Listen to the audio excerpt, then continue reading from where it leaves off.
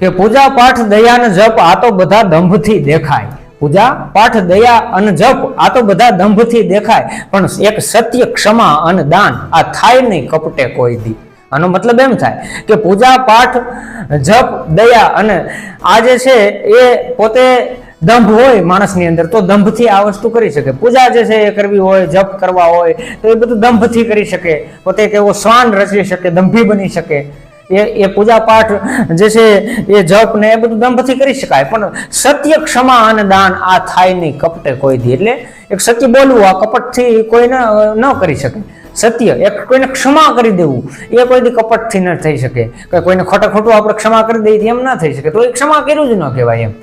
એટલે સત્ય બોલવું, સત્ય ક્ષમા અને દાન, એક કોઈને દાન દેવું, આ આટલી વસ્તુ જે છે એ કપટથી ન થઈ શકે. એટલે પૂજા પાઠ દયા જપ આ બધા દંભથી દેખાય, પણ સત્ય ક્ષમા અને દાન આ થાય નહીં કપટે કોઈ દી. ધન્યવાદ. રામ રામ.